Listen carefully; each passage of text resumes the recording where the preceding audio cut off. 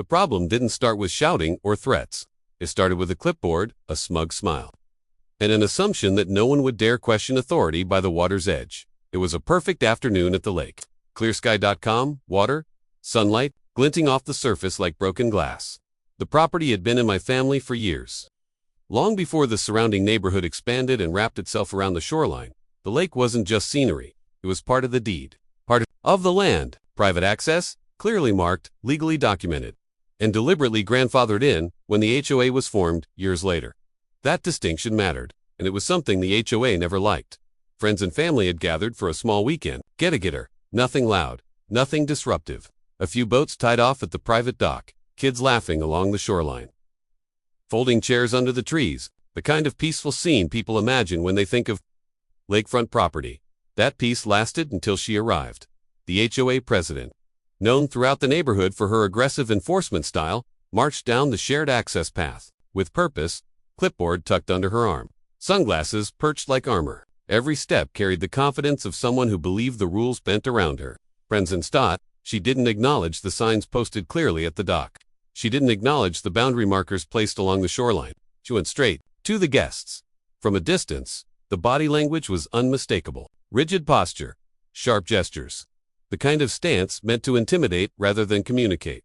People looked confused, some uncomfortable, others annoyed, but unsure how to respond. By the time I reached the dock, the tension was already thick. She claimed the lake was for residents only, claimed guests weren't allowed, claimed the gathering violated HOA policy, claimed authority over water she didn't own and access she couldn't legally control. The irony was impossible to miss. The HOA brochure boasted about community harmony and shared amenities. Yet here she was trying to assert dominance over private property in front of children and families. Documentation was presented calmly.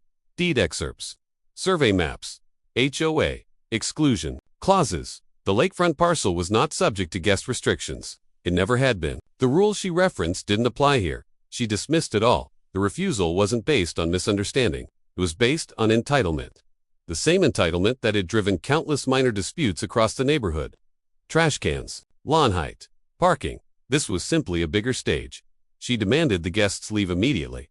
When that didn't happen, her tone hardened. The clipboard dropped to her side. Her stance widened. The situation shifted from administrative to confrontational. And then she made a decision that would end her tenure entirely. She called the police. The call was made loudly, deliberately, and with an audience. It was meant to embarrass, to intimidate, to force compliance through spectacle. The implication was clear. She expected the badge to back her authority, not realizing how thin her claim actually was. As the call ended, the mood at the lake changed. Laughter faded. Boats idled quietly. People glanced at one another, unsure whether to stay or leave. The idea that a peaceful afternoon could turn into a legal confrontation felt surreal. But no one left, because the truth mattered more than convenience. Sirens approached within minutes, their sound carrying across the water. 2 patrol vehicles pulled up near the access path. Officers stepped out calmly, scanning the scene without urgency or bias. The HOA president spoke first. Of course, she framed the narrative quickly. Unauthorized guests, rule violations, disorderly conduct. She spoke with certainty, as if repetition alone would turn her version into fact. The officers listened. Then the documents were handed over. The deed showing private lake access, the survey maps outlining exact boundaries, the HOA bylaws explicitly excluding the lakefront parcel from guest restrictions, the posted signage, the recorded history of previous approvals. The officers reviewed everything carefully. The shift was subtle but unmistakable. What had been presented as an HOA enforcement issue became something else entirely, a property rights issue, a false claim of authority. Questions followed, about jurisdiction, about ownership, about why the HOA president believed she could remove people from private land. Her answers grew shorter, less confident, more defensive. Around them, neighbors had gathered. Some stood at a distance. Others lingered closer.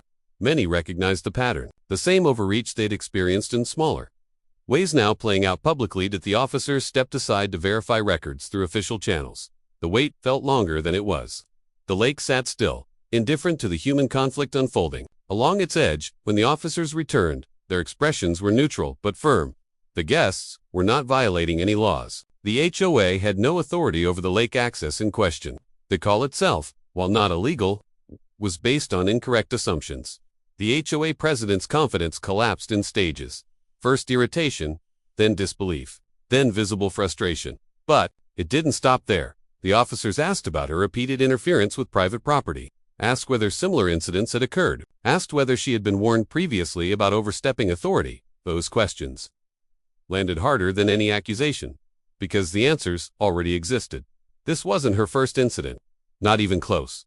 What began as an attempt to flex power in front of a crowd had now drawn official attention to a pattern she'd managed to keep buried under silence and compliance. As the officers concluded their assessment, it became clear this wasn't ending with a simple warning. The lake returned to quiet, but the situation was far from over, because once authorities challenged publicly and proven hollow, it rarely survives intact, and the consequences of this afternoon were about to ripple far beyond the shoreline. What happened at the lake didn't stay at the lake. By the next morning, the neighborhood felt different. Doors opened more slowly, curtains shifted, conversations paused when someone walked past. News of the confrontation had traveled faster than the sirens, reshaped and retold through group chats, porch conversations, and late-night texts. Everyone had their own version, but the core truth was the same. The HOA president had overstepped publicly, and the police had sided against her. That alone would have been enough to bruise her authority, but the damage went deeper. Within days, formal complaints began surfacing. Not loud, dramatic ones, but carefully written emails and documented reports. Homeowners who had once quietly paid fines now felt emboldened. The lake incident had shown them something they hadn't fully believed before. The rules weren't absolute, and the enforcement wasn't always lawful. Past grievances resurfaced with new clarity. Improper fines, selective enforcement, unauthorized threats, property access disputes. Situations where residents had been pressured into compliance simply because arguing felt exhausting or risky. Patterns emerged, and once patterns are visible, they're impossible to ignore. The HOA board could no longer pretend this was an isolated misunderstanding. An emergency meeting was scheduled. The attendance was higher than anyone expected. Chairs filled quickly. People stood along the walls. Some brought folders, others brought phones loaded with emails and photos. The atmosphere wasn't hostile, but it was tense in a way that couldn't be dismissed. The president arrived late. Her confidence was still there on the surface, but it was strained now, brittle around the edge. The easy authority she once wielded had been replaced with defensiveness. She spoke longer than usual, leaned harder on procedure, referenced rules more aggressively. As if volume and complexity could rebuild what had cracked. It didn't work. One by one, homeowners presented documented issues, calmly, methodically, without raised voices or emotional appeals. The facts spoke louder than outrage ever could. Each example reinforced the same conclusion. Authority had been abused, not misunderstood. The board members shifted uncomfortably as the weight of responsibility settled on them. They had enabled this behavior, whether intentionally or through neglect, and now it was unfolding in front of everyone. The legal counsel was brought in shortly after. That was the turning point. Once attorneys are involved, narratives collapse under scrutiny. Rules must align with statutes. Actions must match authority. And intentions become irrelevant compared to outcomes. The lake incident, in particular, stood out. Attempting to remove people from private property without legal grounds, followed by calling law enforcement under false assumptions, carried serious implications. Even without criminal charges, the liability alone was enough to alarm everyone involved. The HOA's insurance provider requested records. The management company distanced itself quietly. Emails became cautious. Meetings became shorter. The president's role, once central and unchallenged, suddenly felt precarious. Meanwhile, the lake returned to normal. Friends visited again. Boats moved freely. Laughter returned to the shoreline. But there was an awareness now, a recognition that peace had been defended rather than granted. Then came the letter. It wasn't dramatic. No bold language. No accusations. Just a formal notice outlining violations of HOA governance procedures, overreach of authority, and exposure to legal risk. It recommended immediate corrective action to protect the association and its members. Corrective action, in this case, meant removal. The vote was scheduled quietly, but the result was anything but subtle. The president was removed from her position. Effective immediately, the announcement rippled through the neighborhood like a delayed echo. Some felt relief, others felt vindication. A few felt embarrassed. They hadn't spoken up sooner. But almost everyone felt something shift back into place.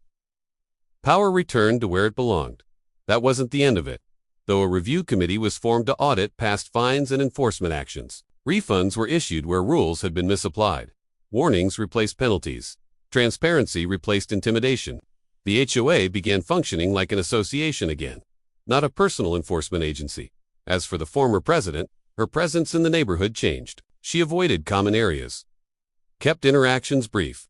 The posture that once projected dominance now felt guarded, almost wary. Authority, once lost, doesn't return easily. The lake remained untouched by HOA authority, just as it always had been. The signs stayed up. The boundaries remained clear. And the memory of that afternoon became something more than a story. It became a reminder that rules exist to serve communities, not control them. That authority must be grounded in legitimacy, and that silence, while comfortable, often enables exactly the behavior people resent most.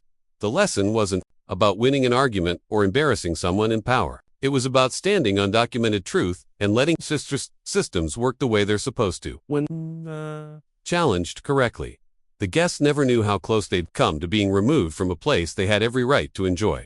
They only knew that they were welcomed back, unbothered, the way it should have been from the start.